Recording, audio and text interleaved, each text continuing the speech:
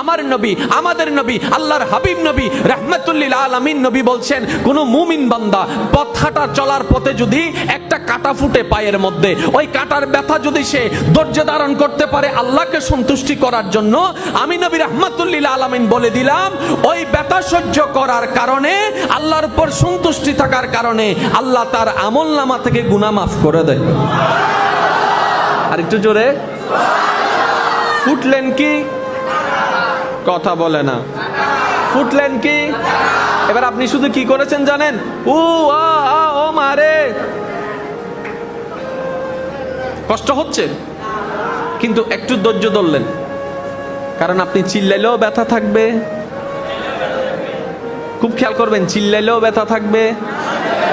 আপনি ফেল করছেন আর কি পরীক্ষা, আপনি ফেল করেছেন আর কি পরীক্ষা, এখন কান্নাকাটি করলে তো আর সেটা এ প্লাস আসবে না।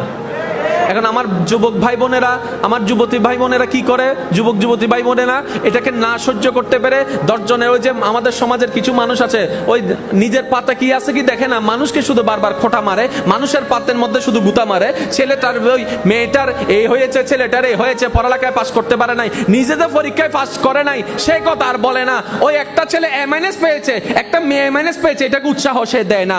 তারা তো জানে না জীবনের তকদিরের সফলতা গোল্ডেনে প্লাসের মধ্যে থাকে না, আল্লাহর রহমতের মধ্যে থাকে।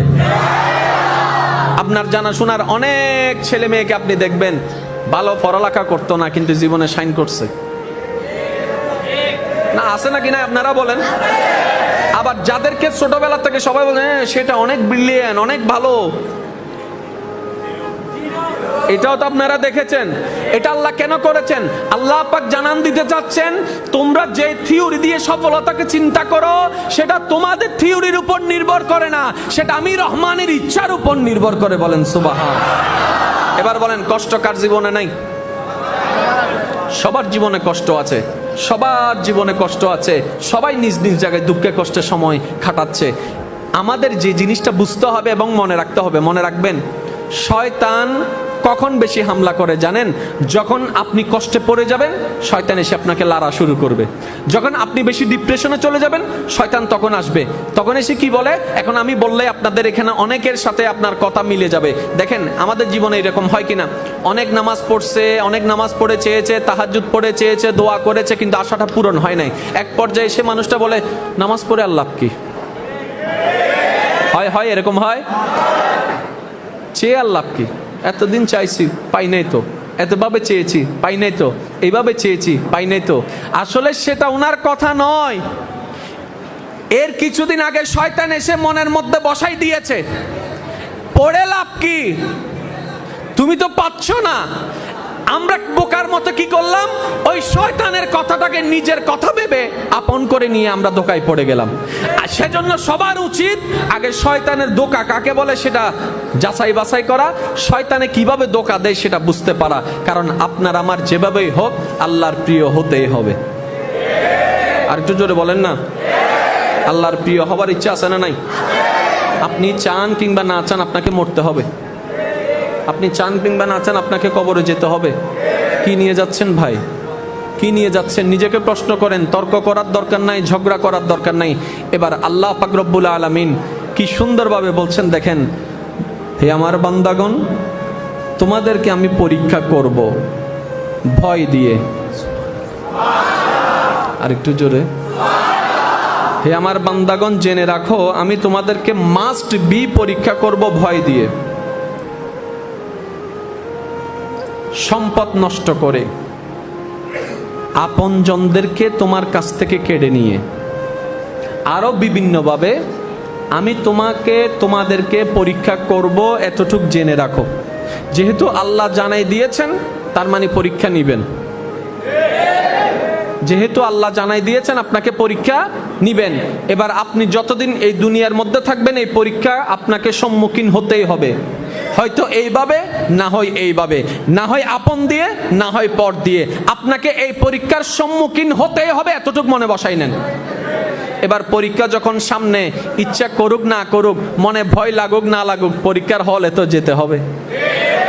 এখন আপনার পরীক্ষা যখন সামনে, আপনাকে তো পড়ালেখা করতেই হবে। সেজন্য দেখলেন না এসএসসি পরীক্ষার মধ্যে যখন আমার ভাই বোনেরা পড়ালেখা করে নাই, যখন হঠাৎ করে অ্যানাউন্স হয়েছে পরীক্ষার সময় সবাই পড়ালেখা হুরুস্তুল পড়ালেখা শুরু করেছে। এই সামনে এসএসসি পরীক্ষা আসবে, আমার ভাই বোনেরা হুরুস্তুল পড়ালেখা করছে। এতদিন পড়ি নাই আমরা, সেটা এখন টানতে হচ্ছে আমাদেরকে। কথা বলেন ঠিক না? এবার আপনাকে পরীক্ষা দিতে হবে। এবার আপনি পরীক্ষার জন্য প্রস্তুতি যদি নিতে পারেন, আপনার জন্য সফলতা সহজ। এবার পরীক্ষার প্রস্তুতি কিভাবে নেবেন এবং সফলতা কিভাবে হবেন, সেটাও আল্লাহ পাক কোরআনের আয়াত দ্বারা বুঝাই দিয়েছেন। বলেন না সুবহানাল্লাহ? আরেকটু জোরে বলেন।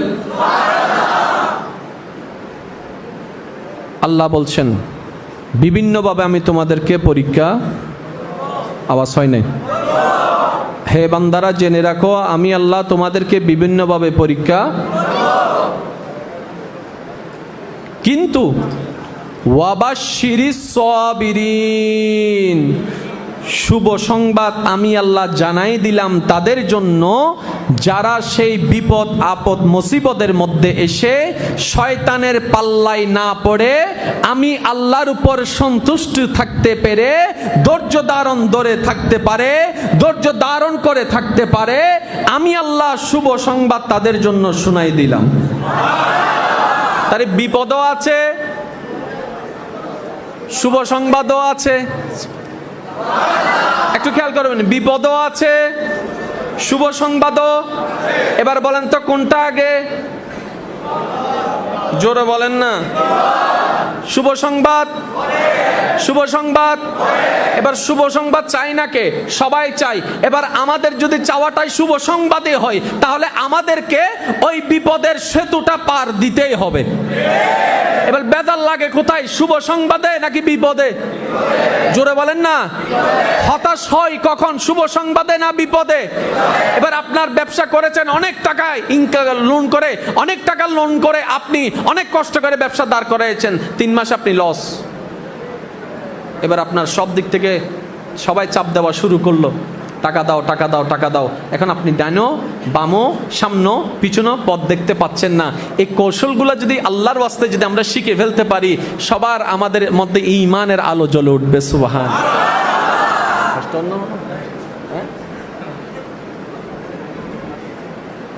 এই শীতকালে যে আমি কেন এত ঘামাই আমি সেটাই বুঝি না। অনাতুন গরম লান না, অদুনো হদ্দা না অদুনো হদ্দা, হ্যাঁ হন্ডে যাইতাম। আপনাকে পেয়ে সবাই ঠান্ডা হয়ে গেছে, আপনাকে পেয়ে সবাই ঠান্ডা হয়ে গেছে। ইতারা মনে কষ্ট পার ফানলার। এই আলোচনাটা বুঝার দরকার আছে না নাই? আমি প্রায় সময় একটা আফসোস করি, কোরআন যার কাছে আছে, হাদিস যার কাছে আছে, তার কাছে আর পৃথিবীর কোনো কারো কাছে পরামর্শ নেওয়ার দরকার। আমরা এত ডিপ্রেশনে পড়ে আছি কেন?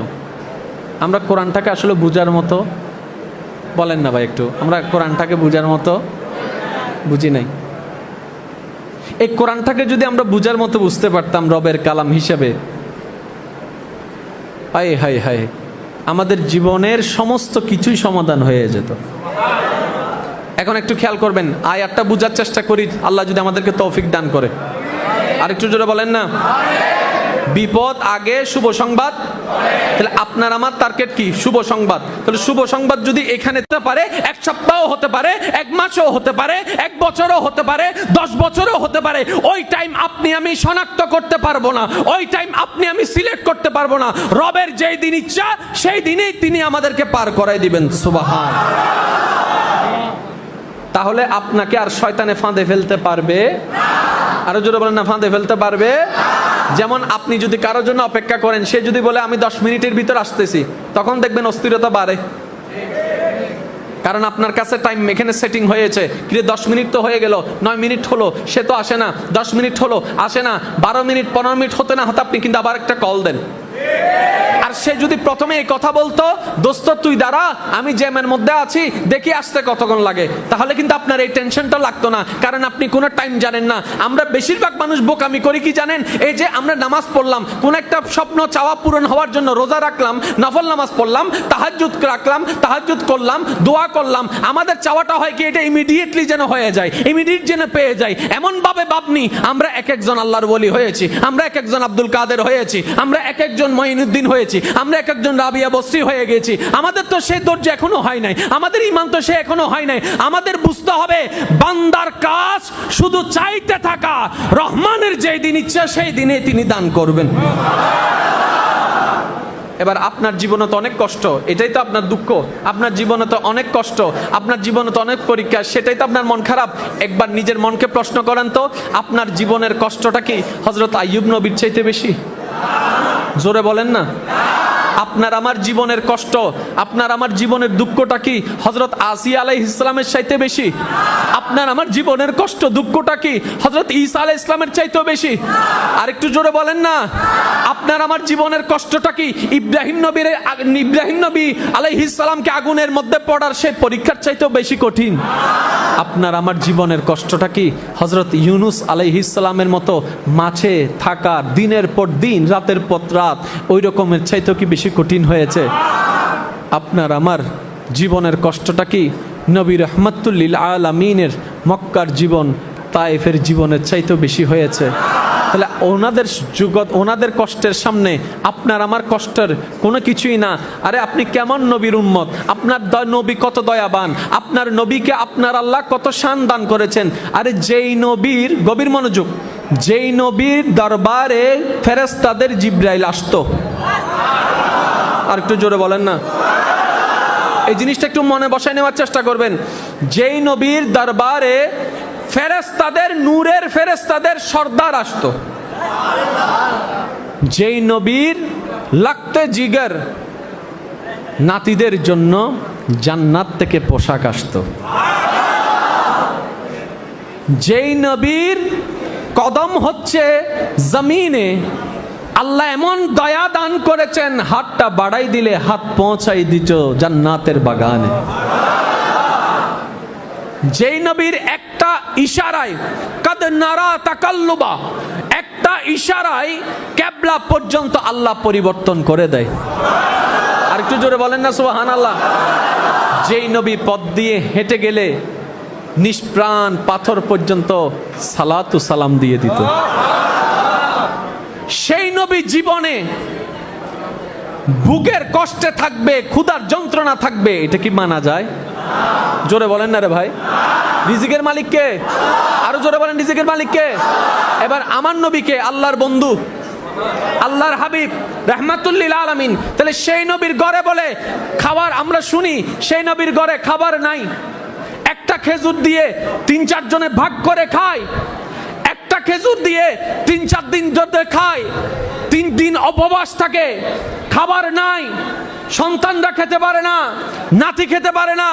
ইয়া নবী রাহমাতুল লিল আলামিন, আপনি চাইলে তো জান্নাতের খাবার প্রতি মুহূর্তে আপনার ঘরে আপনার আল্লাহ পাঠাই দেয়। আপনি চাইলে তো জিবরাইল জান্নাত থেকে খাবার নিয়ে আসে। এত কি সুযোগ থাকার পরও আপনি কেন উপবাস আছেন? তখন নবী রাহমাতুল লিল আলামিন বলে, আল্লাহ আমাকে না পাওয়ার দিয়েছে, আমাকে না অথরিটি দিয়েছে, আমাকে না সুযোগ দিয়েছে, আমাকে না ক্ষমতা দিয়েছে, আমার উম্মতদেরকে তো সেই ক্ষমতা সবাইকে দিবে না, আমার উম্মতরা তো সেই ক্ষমতা পাবে না। আমার উম্মতের মধ্যে অনেক গরিব উম্মত, খাবার অভাবে কষ্ট পাবে, রিজিকের অভাবে কষ্ট পাবে, তারা বাজার করতে পারবে না, অর্থনৈতিক কষ্ট পাবে। তারা যদি শুনে তাদের নবী এত পাওয়ার সুযোগ থাকার পরও কখনো বেঈমানি করে নাই, অন্যায় পথে যায় নাই, খোদাকে আপন করে নিয়েছে, আল্লাহকে ছাড়ে নাই, তখন ওই উম্মতরা বলবে নবী যদি খোদার যন্ত্রণায় ঈমান রক্ষা করে ধৈর্যের সাথে থাকতে পারে, আমরা নবীর উম্মতরাও ঈমান বিক্রি করব না, ধৈর্যের সাথে থাকতে পারবো। আল্লাহু আকবার। নারে রিসালাত, নারে গাউসিয়া, পবিত্র ঈদে মিলাদুন নবী। উচ্চ আওয়াজে বলেন না সুবহানাল্লাহ। একটা কথা মনে রাখবেন, যদি আল্লাহর প্রিয় হতে চান, ঈমান তো আলহামদুলিল্লাহ আছে। আমার আওয়াজ মনে হয় আপনারা শুনতে পাচ্ছেন না, পাইলে একটু আওয়াজ দেন। আলহামদুলিল্লাহি রাব্বিল আলামিন, আমাদের ঈমান তো, শুধু আমলটা একটু জোরে বলেন, আমলটা একটু। কারণ রবকে খুশি করার মতো যে পরিমাণ যত সুন্দর কোয়ালিটিফুল আমল দরকার সেটা আমাদের কারো কাছে, তাই আমরা সবাই চেষ্টায় আছি, আমরা সবাই চেষ্টায় আছি রবকে খুশি করার জন্য। মনে রাখবেন আজকে থেকে একটি কথা, জীবনে যাই আসুক, পক্ষে হোক বিপক্ষে হোক, একটা সূত্র মনে রাখার চেষ্টা করবেন, এটা আপনার ফ্যামিলিগত হোক, ফ্যামিলির বাইরে হোক, দৈনন্দিন জীবনের 24 ঘন্টা এই কথাটা মনে রাখবেন। বুঝেন কিংবা না বুঝেন, পক্ষে হোক বিপক্ষে হোক, প্রথম যে কোনো সিচুয়েশনে আগে বলবেন আলহামদুলিল্লাহ, আলহামদুলিল্লাহ, আলহামদুলিল্লাহ। আপনার ইনকাম হওয়া দরকার ছিল 5,000, কোনো কারণে হয়েছে 3,000, এতটুকুর মধ্যে বলবেন আলহামদুলিল্লাহ। আপনি চেয়েছেন একভাবে, হয়েছে অন্যভাবে, বলবেন আলহামদুলিল্লাহ। কারণ আপনি যখন 5,000-এর জায়গায় 3,000 পেয়েছেন, মন খারাপ করলে সেটা তার 2,000 হবে না। খামাখা মন খারাপ করার তো দরকার নাই, কারণ আপনি যখন নিজের মনটাকে খারাপ করবেন, শয়তান আসার সুযোগ পেয়ে যাবে। আপনি যদি 3,000-এ বলেন যে আলহামদুলিল্লাহ, শয়তান আসার পথটা বন্ধ হয়ে যাবে। এটাই আপনার ঈমান আর চুরি করতে পারবে না। এবার পক্ষে হোক বিপক্ষে হোক, পছন্দের হোক অপছন্দের হোক, বলবেন আমার আল্লাহ আমার জন্য যেটা ভালো মনে করে সেটাই আমার জন্য করবে, আমার আল্লাহ যেটাই করে সেটাই ভালোর জন্য করবে। আলহামদুলিল্লাহ, আলহামদুলিল্লাহ, আলহামদুলিল্লাহ। আপনি দুনিয়ার জমিনে অল্প অল্প নিয়ামত পেয়ে যখন আলহামদুলিল্লাহর প্র্যাকটিস জীবনে করে ফেলতে পারবেন, সুখ দুঃখে সর্বদা আপন রবকে সন্তুষ্টি করার জন্য ইয়াদ করতে থাকতে শুরু করবেন। আল্লাহ পাক বলে ফাজকুরুনি আযকুরুকুম, ফাজকুরুনি আযকুরুকুম। সুবহানাল্লাহ বলে না তো? আরেকটু জোরে বলেন না সুবহানাল্লাহ। ফাজকুরুনি আযকুরুকুম। বান্দারে, তুমি আশা করেছিলে ততটুক পাও নাই, তার চাইতে অর্ধেক পেয়েছো, কিন্তু তুমি আলহামদুলিল্লাহ বলে আমি আল্লাহকে স্মরণ করেছো। বান্দারে, তুমি তো শুনো নাই, তখন তুমি স্মরণ করার সাথে সাথে তুমি আমি আল্লাহ স্মরণে পড়ে গিয়েছিলা, কিন্তু আমি সেটা রিয়েক্ট দেখাই নাই, তোমার ধৈর্যের পরীক্ষা দেখার জন্য। এইরকম করতে করতে যেই দিন আপনার এই ধৈর্যটা আপন রবের কাছে পছন্দ হয়ে যাবে, আল্লাহ পাক বলবে জিব্রাইল আজকে থেকে অমুকের ছেলে অমুক, অমুকের ছেলে অমুকের সাথে তুমি হয়ে যাও।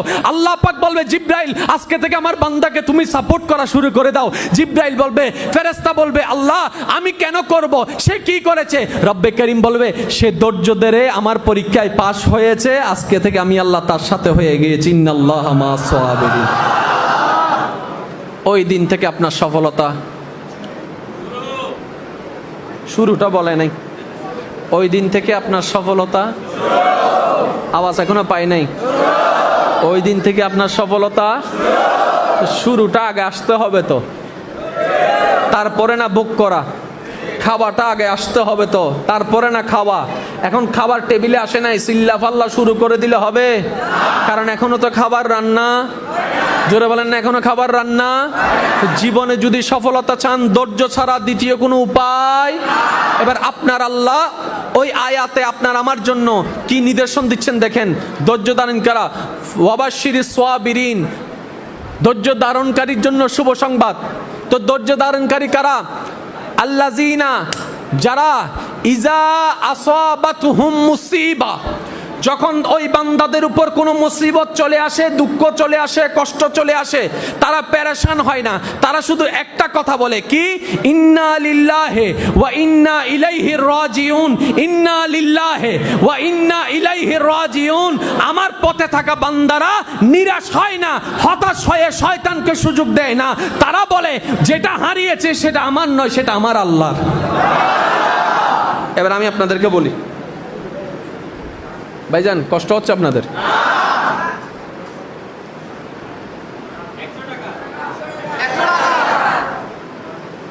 যার পকেট থেকে হারায় সে খুঁজে, জোরে বলেন। ওনার পকেট থেকে হারালো, উনি খুঁজতে আছেন। আমরা বললাম ভাই কি খুঁজেন? আমার 100টা টাকা হারাই গিয়েছে। এখন অস্থিরতা কি 100 জনের মধ্যে না একজনের মধ্যে? জোরে বলেন না। এবার কিছুক্ষণ পরে আমার ভাইজান পাইলেন, পাওয়ার পরে স্থির হয়ে গেলেন। স্থির হওয়ার পরে উনি দোকানে গেলেন, দোকানে যাওয়ার পরে সেটা দিয়ে কিছু একটা কিনে আনলেন। এখন টাকাটা চলে গেল দোকানদারের কাছে। এবার যখন সেই একই টাকাটা হারাই গেল, আমার ভাইয়ের আর টেনশন নাই, এবার টেনশন দোকানদারের। এবার দোকানদার খুঁজতে আছে, এবার দোকানদার খুঁজতে আছে। এবার দোকানদার যখন পেল সে শান্তি হয়ে গেল। কিছুক্ষণ পরে আপনি গেলেন, কিছু একটা জিনিস কিনিলেন, নেওয়ার পরে আপনাকে এই চেঞ্জটা সে দেয়। এখন ওই টাকাটা আপনার কাছে আসার পরে আপনি মাহফিলে আসলেন, আসার পরে এবার আপনার থেকে হারাই গেল। এবার আপনি খুঁজতে আছেন, আমার ভাই বসা, অথচ 10 মিনিট আগে একই টাকা উনি খুঁজছেন, এখন 10 মিনিট পর আপনি খুঁজছেন। কিরে টাকা তো একটা, তো কিছুক্ষণ ওনার টেনশন, কিছুক্ষণ ওনার টেনশন, ব্যাপার কি? বলে যে বেশ ব্যাপার আসলে সেই টাকাই নয়, যে যেটাকে নিজের মনে করে টেনশন তার, যে নিজের মনে করবে টেনশন তার। এবার আপনার এটা হারাই গেলেন, আপনি বললেন যে এটা তো আমারই না। জোরে বলেন না রে ভাই, যে মনে করবে আমার। এবার আসেন, বাপ মারা গেলে সন্তান কান্না করে, মা মারা গেলে সন্তান কান্না করে, কোন একটা কিছু হারাই গেলে মানুষের মন খারাপ হয়ে যায়, ঠিক না? মোবাইল হারাই গিয়েছে, আপনার টেনশনে আছেন। এটাই তো আমি বলতে চাচ্ছি, সবার মানে এটাই নয় যে আপনি চেষ্টা করবেন না, সেটা নয়। সবার মানে হচ্ছে আপনি অতটুক অধৈর্য হবেন না, যতটুক অধৈর্য হলে শয়তান সুযোগ পেয়ে যাবে আপনাকে বিভিন্ন কথা চিন্তা করাই দিয়ে আপনার মনের ভিতর আল্লাহর অভক্তি নিয়ে আসবে, অবিশ্বাস নিয়ে আসবে। এতটুক সুযোগ দেওয়া যাবে, কারণ শয়তান চেষ্টা করতেই থাকবে, আমাদেরকেও আমাদের চেষ্টা করতে হবে।